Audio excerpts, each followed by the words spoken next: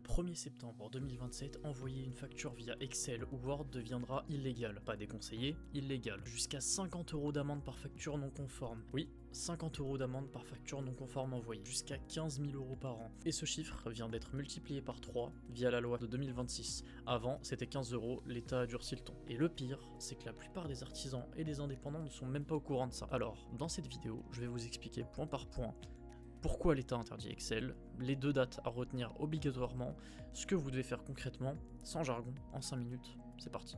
Alors, tout d'abord, pourquoi l'État s'attaque à Excel? Alors en fait, l'État ne s'attaque pas directement à Excel, elle s'attaque à ce que Excel permet, c'est-à-dire la faute à la TVA. Aujourd'hui, rien ne vous empêche d'éditer une facture sur Excel ou Word et ensuite de modifier la facture une fois envoyée.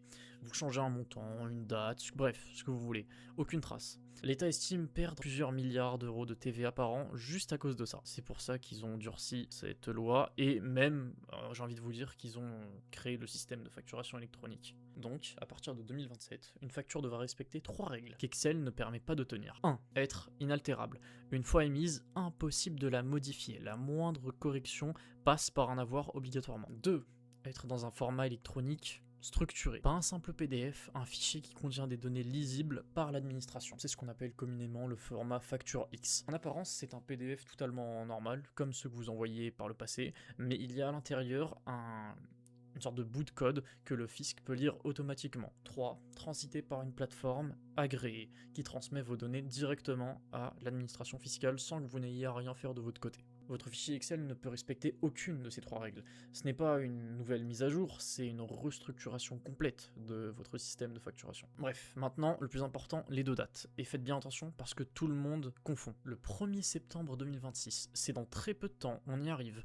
Toutes les entreprises assujetties à la TVA et même les micro-entrepreneurs devront être capables de recevoir des factures électroniques. Pourquoi? Parce qu'à cette date-là, les grandes entreprises, Orange, EDF, Leroy Merlin, vont commencer à émettre, ce qui fait que vous devrez être dans l'obligation de les recevoir, tout simplement. Et si vous n'êtes pas équipé pour les recevoir, vous allez vous retrouver à courir derrière tous vos documents, vos justificatifs et votre TVA. Et ne rien faire vous expose à une mise en demeure, puis à des amendes qui peuvent atteindre 1 000 € par trimestre. 2. Le 1er septembre 2027. Là, c'est à votre tour. Vous devrez être en capacité d'émettre toutes vos factures au format Facture X. Micro-entrepreneurs, artisans, TPE, tout le monde sera concerné. Et en plus de ça, il y a une nouvelle obligation dont personne ne parle, le e-reporting. En gros, une transmission régulière de vos données de vente à l'administration fiscale.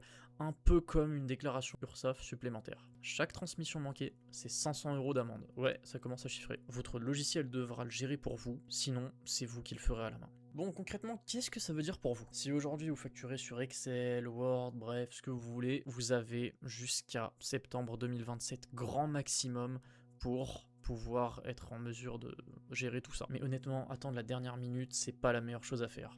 Pourquoi?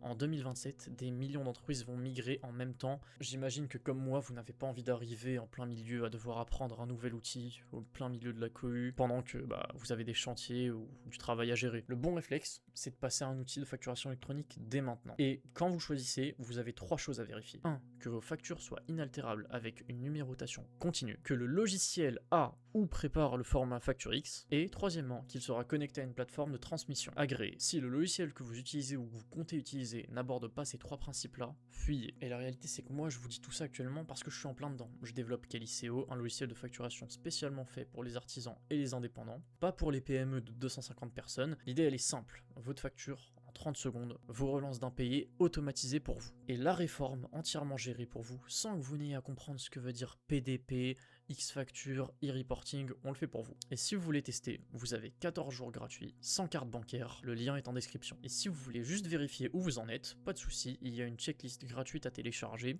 Êtes-vous prêt pour 2026-2027, en description également. Ce qu'il faut retenir, c'est qu'Excel, c'est terminé. Pas parce qu'il est nul, mais parce que la loi exige des choses qu'un tableur ne peut pas faire. Septembre 2026, vous recevez. Septembre 2027, vous émettez. Et le meilleur moment pour s'équiper, c'est avant tout le monde. Pour finir, si vous avez la moindre question sur votre situation, votre statut, votre métier, votre cas particulier, posez-le en commentaire, je réponds à tout le monde personnellement. À la prochaine.